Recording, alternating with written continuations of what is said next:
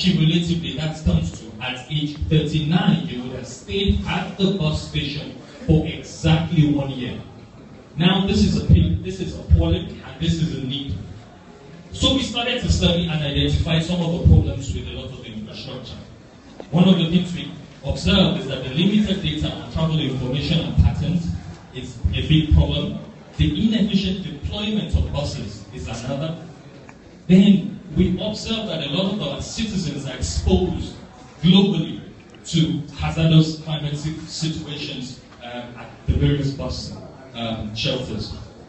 These are the kind of problems we identified. And based on this, we'll come up with a solution called Smart Transit. And what we do, or what we want to do, is that it build an integrated transport system that gives commuters real-time information on travel modes, all travel modes, stops, routes, fares, via their mobile phones. With us, we want you to have the right information on the right bus, the right stop, at the right time, for the right price. We've identified 3 key people as our users, and we're providing solutions to build a fully integrated system. One is the citizens, who are the commuters, the government, who are the regulators and the policymakers, and lastly, the transport companies, particularly the dance drivers at the core in Nigeria, in Lagos. Doing a demo very quickly, this is our application, this is our app. And what it does is that it allows users, for example, to go and choose bus schedules. Automatically, what this does for them is that it picks their location and will give them an estimate of all the buses around them. And what they can do very quickly with the app is that they can tap on it, and it gives them information on this bus. It will give you an insight if the bus is occupied. It will tell you who is driving this bus and give you a high-level information on the bus. And if you're desiring, if you really like what the bus has to offer, particularly if it's got space, all you need to do is just to tap, and it will show you the geographical location and continue to track, giving you the time estimate to your bus stop. And if you so like it, you can pay for the bus right on your mobile phones. Moving on very quickly, we also have a dashboard for the regulator, and it allows for them to see different things. The active buses, delayed buses, and a lot. My colleague very soon will show us a demo of that. So, how do we intend to scale going forward with our solution? Very quickly, in the short term, we're doing a pilot phase with Lagos State. We started having conversations with them. In the short term, also, we want to integrate other independent solutions provider like the Danfo buses, the Light Bus, and integrate other travel modes. Very soon, we know the Lagos is coming with the rail, the pink card, and the ferry service. We're trying to integrate all of this. Medium term, we're going to look at other cities. Kaduna is a good one. Abuja too is very good. And then regional and nationwide expansion. Long term is to go out of the country. What's our market model? We know, for example, that Lagos has about 20,000 daily users. Abuja has even more. Right now, my statistics shows me that 1.2 million people move around Abuja every day. What's our revenue strategy? License the system as a software for service, commission on ticket sales, and adverts on platform. What's our strategic advantage, and how does it relate to goal 9? One is that real-time data will enhance government policy direction going forward. It will aid future transportation development, particularly planning, improve productivity and mobility going forward, reduce traffic, and particularly CO2 emissions. We will build an efficient transport system that in itself will stimulate industrialization and economic growth and all of that. Who are our competitors? Transit App is one, Red Bus is another, but these are global players. Now, Transit App was trying to come to Africa to try and implement, but one of the problems, it failed very quickly. Why? They were trying to build a solution for the West and trying to implement in our country as it is. But for us, our mission is to build a solution for Africa that would address an African challenge. Thank you very much.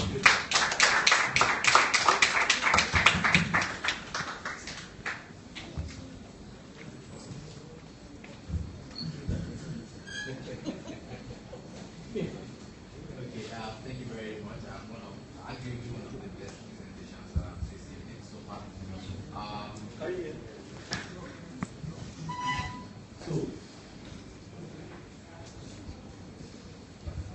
Okay, So, one comment. I can see three revenue sources there, and the business model is still not very clear to me as a result. I would think your client is either one or two, the government, right? When the government enforces all transport providers to come on board, or different transport providers, and then you pretty much license the software to them. I do not see all the other revenue approaches. I want to know something about which, if you have to choose, which one of the revenue sources you are going to focus on and build the future of this business, which one would it be based on that? The second thing I wanted to ask about is really about the customer validation. So, who is your customer? The bus riders or the government or the transport provider? And have you talked to them and what the feedback you've gotten so far? So again, I join in saying one of the best I've seen today. There's the one question I have, because this is about tracking the bus before it gets to you and paying in advance. If I heard you correctly, you said the person who is tracking will see the one he or she wants and pay. But then knowing the way the system works, the one you track before it gets to your stop could have filled up. So how are you going to get the information to know that it will still have vacancies by the time it gets to you, so that you don't end up waiting longer and we end up to the 35 minutes we're trying to reduce in the first place? Well, yeah. So I have. So I think there are two open items for me. One was the customer validation. Like, why is this product going to be important to the various segments, whether it's the transporters or the users or the government? So that's sort of one thing that's important. The second thing is the business model, like how you get paid. I think the third thing is, I'm always a little bit afraid of products that have very significant dependencies. And you have very significant dependency because this product is worthless unless you have access to the bus information. And so you ask yourself, if the bus operators decide not to offer you that information, right? How do you solve for that? Are you redundant, or you have something else that you get around that? And I think the other key thing is that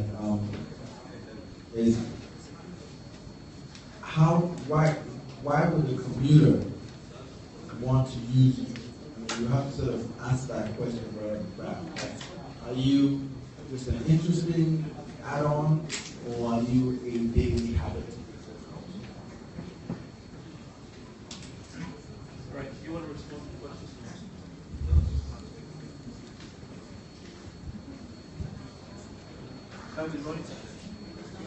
All right, so very quickly, I'll just take the one on the tickets. For the sake of time, just at random, I'll just take the questions and try to answer them at random. So the way we build the app, because you're buying them via the app, it stores all your information of all the tickets that you purchased at the point of purchase. So what you do is that you have different categories, the single, the multiple, and all you need to do once you buy it, so you've done your search, you understand this bus is coming your way. The way we built it is that you can query basically how many people have bought tickets on that bus. So if many people have bought a ticket for that bus, for example, it will say full, so you can't even pay for it. That's the way we've designed it. However, when you buy your ticket, when you come there and you pay it